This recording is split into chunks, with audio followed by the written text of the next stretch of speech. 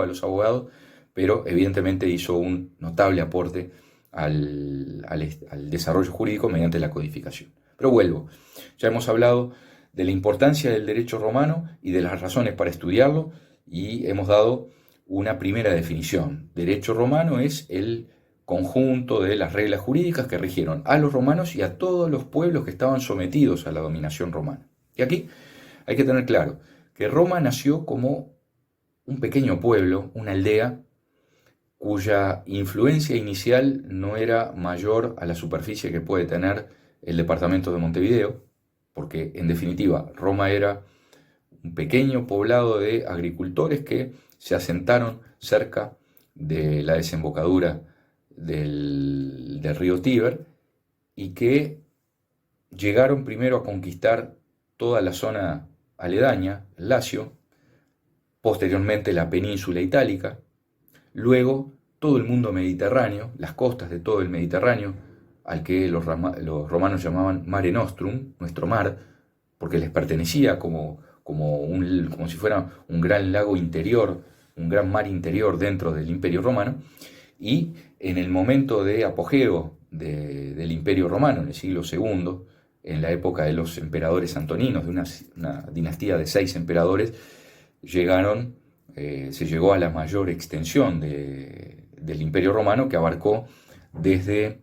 el norte de África en el sur hasta lo que hoy es Dinamarca, los países escandinavos en el norte de Europa, en el oeste las Islas Británicas, incluyendo una parte de Irlanda, y en el este todo el cercano oriente, es decir, todo lo que hoy es el Estado de Israel y las zonas aledañas. Por supuesto que hablar de derecho romano implica entonces hablar de una continuidad de normas jurídicas e instituciones jurídicas que se desarrollaron a lo largo de 13 siglos, porque fueron 13 siglos los que transcurrieron desde la fundación de ese pequeño pueblo de agricultores en el siglo VIII a.C. hasta la culminación del desarrollo jurídico luego de la caída de Roma como capital del imperio. Y lo cierto es que si bien hablamos de un derecho romano, en verdad hubo varios derechos sucesivos, porque como sucede con una persona, cada uno de nosotros tiene un nombre y tiene un documento de identidad que lo acompaña a lo largo de toda la vida, pero es bien distinto el niño recién nacido, el bebé, el niño que da sus primeros pasos, el joven adolescente, el joven adulto, el adulto maduro, el adulto mayor. Se trata de la misma persona, tiene el mismo nombre, lleva la misma cédula, lo reconocen todos como el mismo, pero en realidad ha ido cambiando, ha ido madurando, ha ido evolucionando. Hay quienes dicen que el transcurso de los años trae asociada cierta sabiduría. Bueno, la experiencia que da el desarrollo de toda la vida. Lo mismo sucedió con el pueblo romano y con el desarrollo jurídico, que nos permite comparar un derecho absolutamente rudimentario, arcaico en el comienzo, luego fue perfeccionándose y llegó realmente a ser un derecho francamente maravilloso por todo lo que logró producir. El Corpus Iuris, la gran obra de Justiniano, esa que les mencionaba del siglo VI de nuestra era, si la fuéramos a ubicar como volúmenes físicos, llevaría buena parte de una biblioteca grande. Cada tomo de las 4 obras que componen el Corpus Iuris, cada tomo tiene, según la edición, una determinada cantidad de páginas, pero puede andar las 800 páginas, depende cuál sea la edición naturalmente, pero estamos hablando de una obra realmente muy, muy grande, imponente.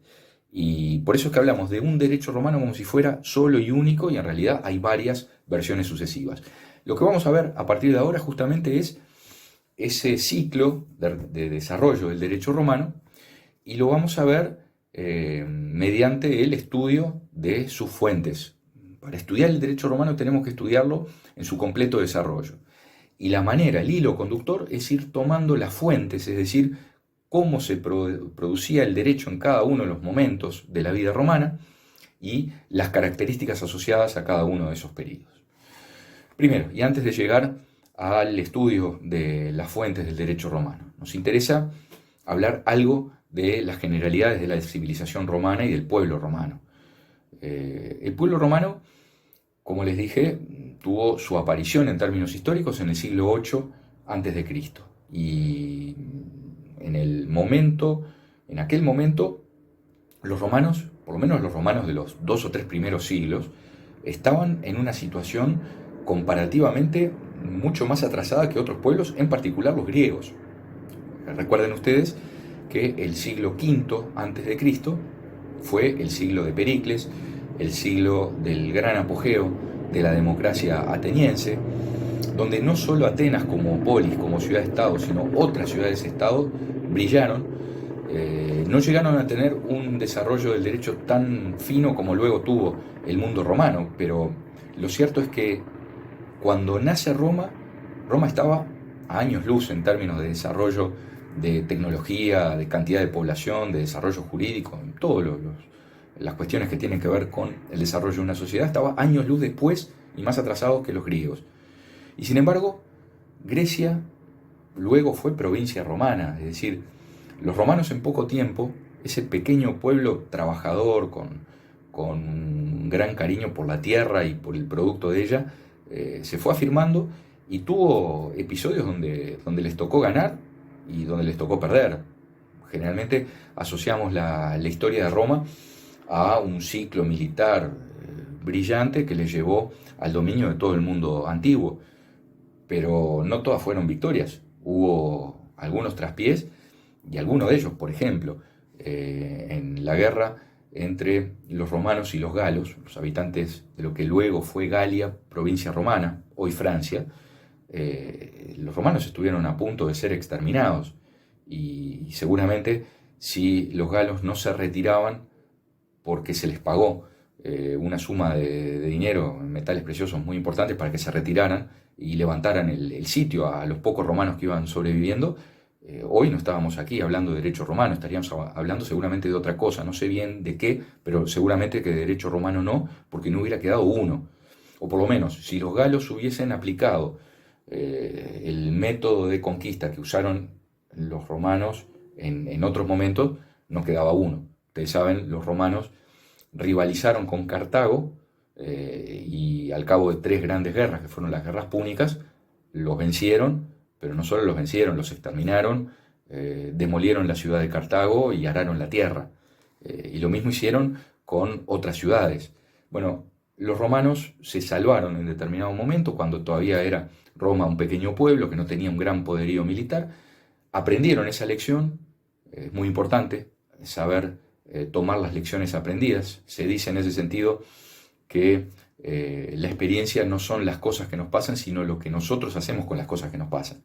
Y esto vale hoy, siglo XXI, para cada uno de nosotros en términos personales, pero bien que valía para los romanos, que supieron entender cuáles eran sus debilidades, cuáles eran sus fortalezas, potenciaron las fortalezas, corrigieron las debilidades y de ese modo pasaron de ser una pequeña comunidad de agricultores que, como les dije, controlaba una zona prácticamente equivalente al pequeño departamento de Montevideo, y luego llegaron a dominar todo el mundo antiguo. A lo largo de esos 8 siglos que hemos mencionado, la civilización romana tuvo, desde el punto de vista político, pues después nosotros vamos a estudiar el desarrollo jurídico, desde el punto de vista político tuvo 3 etapas. Puede discutirse si son 3 o si son 4. En definitiva, vamos a tomar el criterio clásico de los 3 momentos: monarquía, república, imperio. Reitero que según los autores, cuál sea el autor y la periodización, se pueden tomar criterios diferentes. En otro material que ustedes tienen disponible hablábamos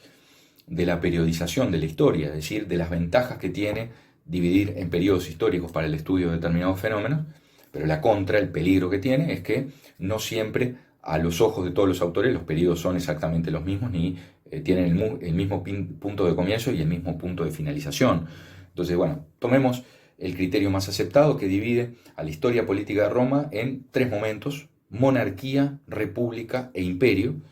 La monarquía es algo así como el nacimiento y la infancia de Roma, desde la fundación de la ciudad en el año 754 a.C.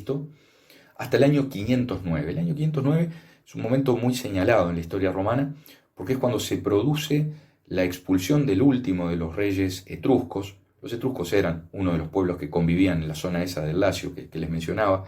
El último de los reyes etruscos,